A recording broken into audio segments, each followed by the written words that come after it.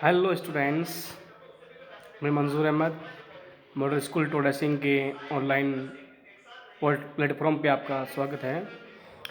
बच्चों, हम कक्षा 8 के अध्याय 10 कानून और सामाजिक न्याय में अध्ययन कर रहे थे।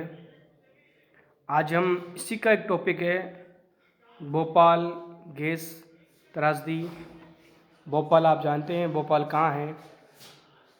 भोपाल एमपी के अंदर है। यहाँ एक बहुत बड़ी दुर्घटना हुई थी लगभग 24 साल पहले, 2 दिसंबर 1900। अभी तो 26 साल हो चुकी इस बात को, तो किताब में प्रिंट 24 साल है, तो उसको 26 साल पढ़ें इसको। लगभग 2 दिसंबर 1984 को रात को 2 बजे एक फैक्ट्री थी, उस कंपनी का नाम था यूनियन कार्बाइड। इसमें मिथाइल आइसोसाइनाइड एक केमिकल था, उसका रिसाव हो गया। उसकी वजह से उस इलाके में, पूरे इलाके में, जब रात के अंधेरे में लोग नींद में सो रहे थे, उस समय विषैली गैस फैली और सैकड़ों लोगों को अपनी मौत के मुंह में ले गई। और कई लोगों को आज भी इसके जो प्रभावित है वो हो रहे हैं। ये गैस बहुत जहरीली होती है और ये एक अमेरिकी कंपनी का कारखाना था, उसमें गैस का रिसाव हुआ।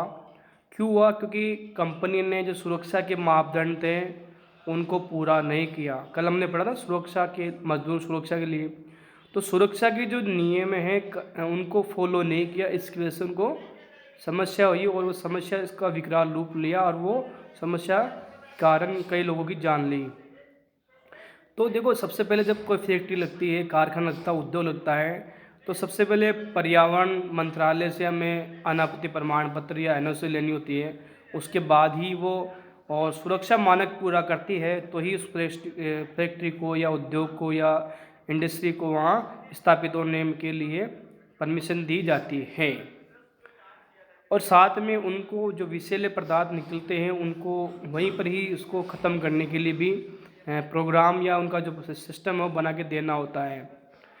तो अपन मिथाइल आइसोसाइनाइड जो केमिकल है वो एक जहरीली गैस होती है। इसके से लोगों की देखा हमने, कई लोगों को ये जान ले ली लोग इस गैस ने। देखिए, भोपाल की राजधानी में, भोपाल में ये जो दुर्घटना हुई 2 दिसंबर 1984 को, और रात को लगभग रिसाव हुआ, तो सब लोग सो रहे थे, तो कई लोग इसमें मारे गए। अब क्या था, एक महिला है, उसने इस दुर्घटना को बयान किया है, बताया है। उसका नाम था अजीज़ा सुल्तान। तकरीबन 12:30 बज चुके थे। बच्चे को तेज़ खांसी चली। कमरे में हल्की सी रोशनी थी। मैंने देखा पूरे कमरे में धुआं भरा हुआ है, और 12:30 बजे इस उसको लगा कि कुछ गड़बड़ है। उसका बच्चा जो था उसको खांसी हुई तेज़, और जब उसने देखा तो कमरे में लाइट जली, तो रोशनी सफ़ेद धुआं ही धुआं हो गया। मुझे लोगों की चीखने की आवाज़, उसको चीखने की आवाज़ आई कि भागो भागो। उसके बाद मुझे भी खांसी आने लगी। उसके बाद उसकी जो अजीज़ा था उसको भी खांसी आई। जैसे ही आग में सांस ली, ऐसा लगा जैसे कोई आग है उसके सांस ले रही हो, उसके वो जो गैस है उसके आग लगा रही है पेट में या फेफड़ों में, और उसके साथ आँखों में भी जलन होने लगी। अगली सुबह क्या हुआ, लगभग 8,000 लोग, कितने लोग, 8,000 लोग मौत के मुंह में चले गए, मर गए। कितनी बड़ी दुर्घटना हुई थी कि 8,000 लोग उस एक सुरक्षा की वजह से, यानी सेफ्टी उस कंपनी ने नहीं देखी, उससे 8,000 लोगों के जीवन को खतरा हुआ। ये तो मरे जो हैं, इसके अलावा जो लोग इसमें विकलांग हुए या जिनको आज भी समस्या हो रही है वो तो अलग बात है। और लाखों लोग गंभीर रूप से प्रभावित हुए। अब देखिए, एक एक चिता पे कितने लोगों को जलाया जा रहा है। बहुत बड़ी दुर्घटना हुई, जैसे जिस प्रकार से कोई एक तरह से भूकंप आ जाए, बाढ़ आ जाए, उसमें इतना नुकसान नहीं देता, नुकसान इसमें हुआ है। ये देख इस प्रकार सामूहिक दाह संस्कार किए गए, लोगों को एक साथ इकट्ठे करके उनको दाह संस्कार किया गया। जहरीले गैस से संपर्क में आने वाले ज़्यादातर लोग गरीब कामकाजी परिवार के लोग थे, जो उस कच्ची बस्ती या उस फैक्ट्री के आसपास निवास करते थे। उनमें से 50,000 लोग आज भी इतने बीमार है कि काम नहीं कर सकते। उस जो जहरीली थी मिथाइल आइसोसाइनाइड जो केमिकल था उसकी गैस का रिसाव की वजह से और इतना प्रभावित की उसने, और आज भी लगभग 50,000 लोग, अब तो उसमें से कुछ मर भी गए होंगे, है ना, कुछ सही भी हो गए होंगे, पर आज भी प्रभावित है। लगभग इतने लोग प्रभावित है कि वो आज कुछ भी नहीं कर सकते, विकलांग हो गए वो। इसकी देश में आने वाले जो भी लोग आया उसने उसने कुछ ना कुछ प्रभावित किया, किसी के सांस नली को ख़राब किया, किसी की आँखों को ख़राब किया, किसी के फेफड़े को ख़राब किया। इस प्रकार से बच्चों में भी बीमारियाँ, अब जो बच्चे पैदा हो रहे नए, उनमें भी कई प्रकार की जो बीमारियाँ या उनमें विकलांगपना या दिखाई, कोई कोई के बोलने में दिक्कत हो रही है, किसी को चलने में दिक्कत हो रही है, किसी के होठों में आँखों में प्रॉब्लम्स हो रही है, पर इस प्रकार से बोलने करने में भी समस्या हो रही है। ये देखिए इसके बाद ये तबाही नहीं, दुर्घटना नहीं थी, तबाही थी, क्योंकि मेन कारण क्या था, उसने सुरक्षा का कारण रहा इसके बीच में। यूरेनियम कार्बाइड ने पैसा बचाने के लिए सुरक्षा को जानबूझकर नज़रअंदाज कर दिया, कि पैसा बचाने के लिए, अपना मुनाफा कमाने के लिए सुरक्षा के उपकरण थे, सुरक्षा सिस्टम था, उसको उन्होंने बिल्कुल ही कम कर दिया, सुरक्षा की ओर ध्यान नहीं दिया। 2 दिसंबर की त्रासदी से बहुत पहले कारखाने का गैस रिसाव शुरू हो चुका था, 2 दिसंबर से पहले भी रिसाव हो रहा था। इन घटनाओं में एक मजदूर की मौत हुई थी, बहुत सारे मजदूर घायल भी हो गए थे। अब देखिए इसके पहले भी वहाँ दुर्घटना हुई और कुछ लोग, इसमें एक मजदूर मारा गया, बहुत लोग घायल भी हुए थे। यूरेनियम कार्बाइड, देखिए जैसे फोटोग्राफ दिखाई दे रहा है, इसमें आप देखिए, इसमें आपको इनके जो कर्मचारी यूनियन है उनके आंदोलन दिखाई दे रहा है। अब ये जो लोग वहाँ के गरीब पीड़ित लोगों मिल रहे पुलिस अधिकारियों से और कलेक्टर्स वगैरह से बात मांग कर रहे हैं, भाई हमें मुआवजा दिया जाए। सबूतों में पूरी तरह से साफ था कि महाविनाश के लिए यूरेनियम कार्बाइड ही दोषी थी, लेकिन कंपनी ने अपनी गलती मानने से इनकार कर दिया। कंपनी कहा कि हमारी कोई गलती नहीं, इसमें हमारी कोई गलती नहीं है, हमने सारा सिस्टम किया था। और उसके खिलाफ सरकार ने मुकदमा दायर किया, दीवानी मुकदमा। दीवानी और फौजदारी, आपने पढ़ा होगा दीवानी फौजदारी क्या होता है, यानी दीवानी फौजदारी 2 प्रकार के कानून होते हैं। कुछ कानून जिनमें लड़ाई झगड़ा, है ना, फौज का काम करती है, फौज क्या करती है, लड़ती है, झगड़ती है आपस में, है ना, किसी की हत्या भी होती है युद्ध के अंदर, है ना, तो फौज का काम क्या था, लड़ना झगड़ना मारना, है ना, और इसके अलावा क्या बोलते हैं, लूटना, युद्ध में जीतते हैं। तो इस तरह से ये कानून, जितने भी कानून आते हैं, जैसे मारने, लड़ाई झगड़ा करने के लिए, किसी का मर्डर कर देते हैं, सब कानून फौजदारी न्यायालय में आएंगे, बाकी सारे जो मामले हैं वो दीवानी न्यायालय में आएंगे। इसको आप समझ लेना, फौजदारी और दीवानी में क्या अंतर है। वो मामले जिनमें लड़ाई झगड़ा, मारपीट, हत्या या अन्य कोई लूटपाट के मामला होता है, वो फौजदारी कानून के तहत आते हैं, ठीक है। तो ये मामला अलग था, मुआवजे को लेकर या था। अगर इसमें हत्या का मुकदमा दर्ज होता तो ये फौजदारी कानून के अंदर आता, पर इन्होंने हत्या का मुकदमा नहीं किया, मुआवजे के लिए मांग की। देखो दुर्घटना में बहुत फर्क होता है। घटना के लिए तो जिम्मेदार होता है, दुर्घटना के लिए कोई जिम्मेदार नहीं होता है। दुर्घटना इसको कहते हैं, दुर्घटना हो जाती है, जैसे किसी का मर्डर हो जाता है या हत्या हो जाती है, लूटपाट होती है, तो उसको अपन मानते हैं, उसकी गुनाहगार को सज़ा मिलती है। जबकि कोई किसी का एक्सीडेंट हो जाता है, किसी दुर्घटना हो जाती है, तो उसको कोई भी किसी प्रकार सज़ा नहीं मिल पाती है, क्योंकि वो दुर्घटना थी, हो गई अचानक। 1985 में सरकार ने उसके खिलाफ मुकदमा किया और लगभग $3 अरब का उस समय मुकदमा मुआवजा मांगा। लेकिन 1989 में 1989 में केवल $47 करोड़ के मुआवजे पर अपनी सहमति दी। उन्होंने केवल $47 करोड़ के मुआवजे पर ही सहमति दी, यानी लगभग उन्हें 30% भी, 10% क्या 20% भी नहीं दिया उन्होंने पूरा, ना। इस त्रासदी में जीवित बच निकले लोगों ने फैसले के खिलाफ सुप्रीम कोर्ट में याचिका दायर की, अपील दायर की, मगर सर्वोच्च न्यायालय ने भी इस फैसले में कोई बदलाव नहीं किया। सर्वोच्च न्यायालय में भी कोई बदलाव नहीं है कि वो एज ही रहा। कंपनी ने कहा था मेरे पास इतना पैसा नहीं है, उन्होंने मना कर दिया, हाथ खींच लिए, तो कहाँ से देगी कंपनी। अब यूरेनियम कार्बाइड ने कारखाना तो बंद कर दिया, लेकिन भारी मात्रा में विषैले रसायन वही छोड़ दिए। अब कारखाना बंद कर दिया, पर वहाँ पर जो इसके जो केमिकल्स थे या जो रासायनिक पदार्थ थे वहीं रह गए। इसकी वजह से क्या हुआ, उसमें रह रह के धीरे धीरे रिसाव होता रहा, और उससे जो अब वो ज़मीन बारिश वर्षा हुई तो पानी के साथ भीग गया, पानी आगे जाके मिला, तो इस प्रकार से वो और भी ज़्यादा गया, जो ज़मीन में पानी में मिलता रहा। अब ये संयंत्र डाओ केमिकल नामक कंपनी ने कब्जे में है, जो इसकी साफ़ सफाई का जिम्मा उठाने को तैयार नहीं है। अब ये संयंत्र जो दूसरी कंपनी ले लिया, पर वो कंपनी भी साफ़ सफाई करने के लिए मना कर रही है कि मेरी जिम्मेदारी नहीं है, हम साफ़ सफाई के लिए नहीं कर सकते हैं। अब देखिए फोटोग्राफ दिखाई दे रहा है, इसमें कुछ गायें खड़ी हैं, और ये यूनियन कार्बाइड कारखाने के का हिस्सा है। तो देखिए किस प्रकार से अगर ये गायें इसमें गई हैं तो इस केमिकल इसका लगना ही लगना है, और जहाँ भी जाएंगी गाय वगैरह ये खुद भी मुँह लगाए होंगे तो इनको भी इफेक्ट होगा, और जहाँ तक ये जाएंगे इसका इफेक्ट वहाँ तक पड़ेगा। इस पर से कोविड-19 देखा ना अभी चल रहा है, तो छूने से, है ना, किसी से बात करने पे अगर मास्क यूज़ नहीं करेंगे तो उस प्रकार से वो चीज़ें अपने उसके जो वायरस है अपने पास आ जाएगा। तो इसको भी ध्यान रखना है, नो मास्क नो एंट्री रखनी है। हाँ, ध्यान घर पे भी आपको कहना है कि भाई मास्क लगा के बात करनी है बाहर से बाहर लोगों से, और बाज़ार में भी आपको मास्क लगाना है, नहीं तो दिक्कत हो सकती है आपको। तो अपन अध्याय की ओर आते हैं। अब लोग आज भी 26 साल के बाद भी लोग इसमें न्याय की मांग कर रहे हैं, संघर्ष कर रहे हैं। फिर पानी पीने के पानी, स्वास्थ्य और सुविधाओं के लिए यूनियन कार्बाइड के जहर से ग्रस्त लोगों के लिए नौकरी की मांग कर रहे हैं कि भाई जो लोग अभी इसमें ग्रस्त हुए हैं उनको नौकरी दी जाए। उन्होंने यूनियन कार्बाइड से चेयरमैन एडरसन को सज़ा दिलाने के लिए भी आंदोलन चला सज़ा दिलाने के लिए। किसको? जिस कंपनी का मालिक था, चेयरमैन था, चेयरपर्सन था एडरसन, उसको सज़ा दिलाने के लिए आंदोलन चलाया।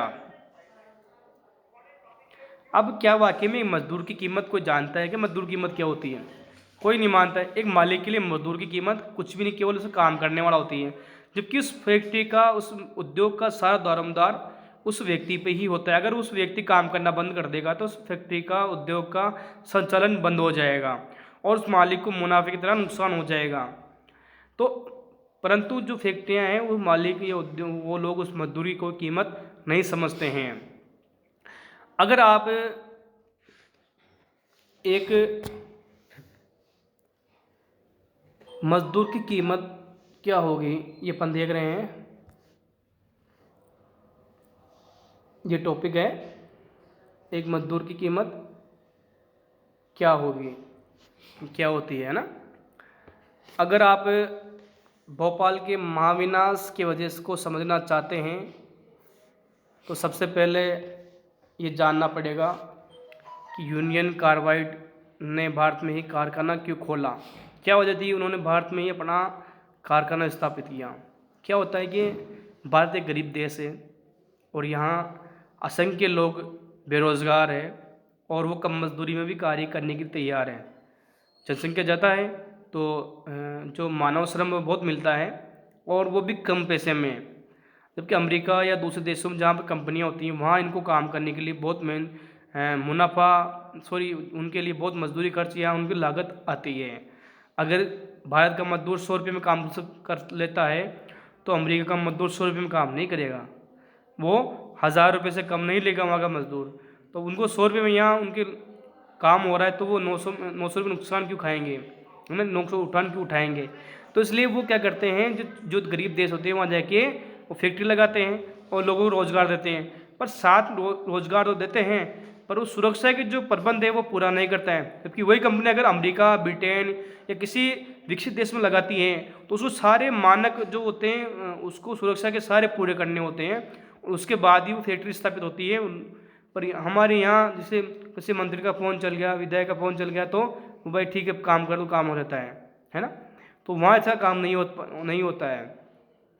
तो सुरक्षा के सारे कार्य होने के बाद ही उस जो फैक्ट्री है उसको उचित निर्धारण के बाद ही उसको स्थापित करने की परमिशन मिलती है। विदेशी कंपनियां भारत में आने के लिए सस्ता कारण है कि सस्ता श्रम है। ये कंपनियां अमेरिका या किसी भी देश में काम करते हैं तो उन्हें गरीब देशों के मजदूरों के मुकाबले ज़्यादा वेतन देना पड़ता है। भारत में न केवल कम कीमत पे काम कर सकती बल्कि यहाँ ज़्यादा घंटे भी काम कर सकते मजदूर। वहाँ 6 घंटे काम करेंगे, 8 घंटे काम कर सकते हैं और वहाँ मजदूरों के लिए आवास सुविधा खर्च करना पड़ता है। पर यहाँ तो मजदूरों के लिए केवल मजदूर आए, मजदूरी करी और चले गए, जबकि वहाँ तो उनको पैसे भी, आवास की व्यवस्था भी करनी पड़ती है। इसलिए यहाँ जो कंपनियाँ लगाती है अपना उद्योग, उनको कम पैसे में ही सारे कार्य हो जाता है और लागत भी कम आती है। इसकी वजह से उनको पैसे भी मुनाफा अच्छा हो जाता है। तो लागत में कटौती के तरीके के इस खतरनाक भी हो सकते हैं। लागत में कमी लाने के लिए सुरक्षा के नियमों को ताक में रख दिया जाता है, उनकी अनदेखी कर दी जाती है। यूनियन कार्बाइड ने कारखाने में सुरक्षा उपकरण या तो सही ढंग से काम नहीं कर रहे थे या उन्होंने संख्या कम थी।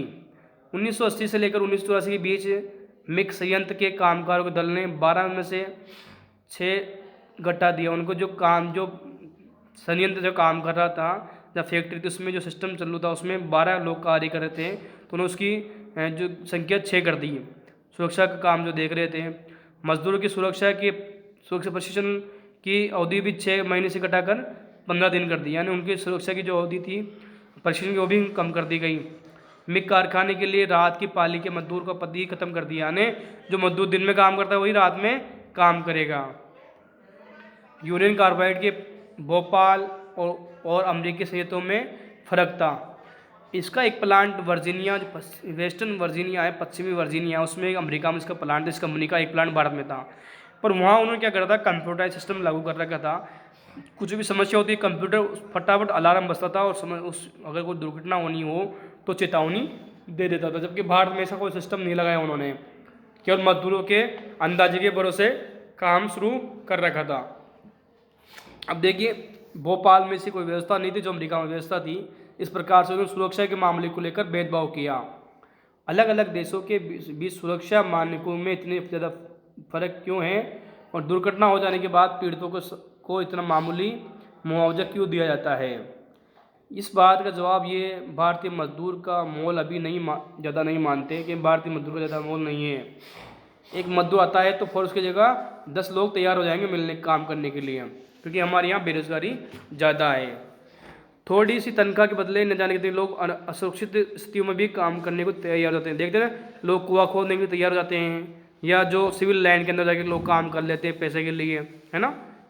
ये बड़ी बड़ी बिल्डिंगों पे काम कर, ऊंचे वाली बिल्डिंगों में काम कर लेते हैं। जोखिम, भारत के जो मजदूर जोखिम वाला काम भी कर लेते हैं। इसी तरह भोपाल गैस त्रासदी के इतने सालों बाद भी मालिक के बर्बर ध्रुवीकरण, निर्माण स्थलों में, खदानों में, कारखानों में दुर्घटना की खबरें रोज़ अखबारों में पढ़ने को मिलती हैं। सोशल मीडिया के जरिए, टीवी के जरिए हमें देखने को मिलती हैं कि आज ये दुर्घटना हो गई। अब सुरक्षा के जो कानून हैं उनका क्रियान्वयन, उनका लागू करना किस प्रकार से होना चाहिए? देखो, कानून बनाने के साथ कानून लागू करवाने संस्था के नाते सुनिश्चित करना होगा, जिम्मेदारी उनकी है। जो इसको मॉनिटरिंग कर रही है संस्था, उस संस्था की जिम्मेदारी की सही ढंग से मॉनिटरिंग करें, ताकि सुरक्षा के जो कानून है वो इस प्रकार से लागू हो कि किसी के उसमें सुरक्षा कमी नहीं आए। और इसी बात का ध्यान रखना चाहिए कि हमारे संविधान में अनुच्छेद 21 दिया गया है और ये कहा गया है कि प्रत्येक व्यक्ति को जीवन जीने का अधिकार दिया गया है, इसका उल्लंघन नहीं हो सकता, जब तो हत्या के मुकदमे में सजा होती है। तो प्रत्येक व्यक्ति का जीवन अपना जीवन होता है, उसका अधिकार को कोई छीन नहीं सकता, इसलिए अनुच्छेद 21 में ये बात कही गई है। तो जो संस्था इसको लागू करवा रही है कानूनों को, उनकी जिम्मेदारी है कि इसका उल्लंघन नहीं होने चाहिए। जब यूनियन कार्बाइड संयंत्र में सुरक्षा के कोई खुलेआम उल्लंघन हो रहा था तो मीडिया क्या कर रही थी उस समय, है ना? क्या कर रही थी मीडिया, क्या कर रहे थे अखबार वाले, क्या कर रहे थे जो अधिकारी थे ऊंचे वाले, हैं? सबसे बड़ी कमी इनकी थी, इन्होंने इसको ध्यान नहीं दिया, दिए गया तो नज़रअंदाज कर दिया। तो इस प्रकार से नियमों की खुलेआम अवहेलना हुई। और सरकार क्या कर रही थी, ये सवाल बनता है। सरकार पे प्रशासन लगता है ना, जिम्मेदार सरकार की है, हम सरकार को उनके भेजते हैं, तो सरकार की जिम्मेदारी है। इस प्रकार से अवहेलना हो रही तो सरकार क्या कर रही थी उस समय? तो ये बहुत बड़ा क्वेश्चन बन रहा था। पहली बार भारत में सुरक्षा कानून बहुत ढीले हैं, सही बात है कि भारत में सुरक्षा के जो कानून बहुत ढीले हैं, उनकी सही ढंग से लागू नहीं किया जा रहा है। अच्छा, क्लास सरकारी अफसर इस कारखाने को खतरनाक कारखानों की श्रेणी में रखने को तैयार नहीं थे, जबकि बहुत बड़ा ये दुर्घटना हुई। इस कारखाने को घनी आबादी वाले इलाके में खोला गया और उन्होंने इसकी एनओसी दिया, अनापत्ति प्रमाण पत्र जारी किया, जबकि ऐसा नहीं करना चाहिए था उनको। भोपाल के कुछ नगर निगम अधिकारियों ने इस बात पर उंगली उठाई कि 1978 में मिग उत्पादन कारखाने की स्थापना सुरक्षा नियमों के खिलाफ थी, तो सरकार का कहना है कि प्रदेश में भोपाल के संयंत्र से लगातार निवेश चाहिए ताकि लोगों को रोजगार मिले। सरकार को रोजगार चाहिए था, जबकि अधिकारियों ने कहा कि भाई सरकार गलत है, इसको यहाँ नहीं लगाना चाहिए। सरकार की राय में यूरेनियम कार्बाइड इस बात की मांग करना संभव था कि साफ सुथरी तकनीक या ज़्यादा सुरक्षित प्रक्रियाओं को अपनाएं। सरकारी निरीक्षण कारखाने में अपनाई जा रही दोषपूर्ण प्रक्रियाओं को बार बार मंजूरी देते रहे। जो मॉनिटरिंग करने वाले लोग थे उन्होंने इस प्रक्रिया को आगे बढ़ाते रहे। जब कारखाने को बार बार गैस का रिसाव होने लगा, सबको ये बात समझ में आ चुकी थी कि कुछ गड़बड़ी चल रही है, तब भी निरीक्षकों ने मॉनिटर करने वालों ने कान पर जू नहीं रखी, उन्होंने कुछ ध्यान नहीं दिया। ये हर की स्थिति सही नहीं है। कानून बनाने लागू करवाने की संस्था को ये वजह सही नहीं है और लोगों के हितों की सुरक्षा करने की बजाय सरकार निजी कंपनी दोनों को ही सुरक्षा को नजरअंदाज करती रही। यह हर की अच्छी स्थिति नहीं है। जब भारत में स्थानीय विदेशी व्यवसायी नए नए कारखाने खोलते जा रहे हैं, तो मजदूरों के अधिकारों की रक्षा करने वाले कानून को सख्ती से लागू किया जाना चाहिए, उनको अच्छी तरह इम्प्लीमेंट किया जाना चाहिए, उनको ज़्यादा बेहतर तरीके से क्रियान्वयन करने की ज़रूरत है और बढ़ गई है वर्तमान में, क्योंकि जीवन का बहुत अनमोल है।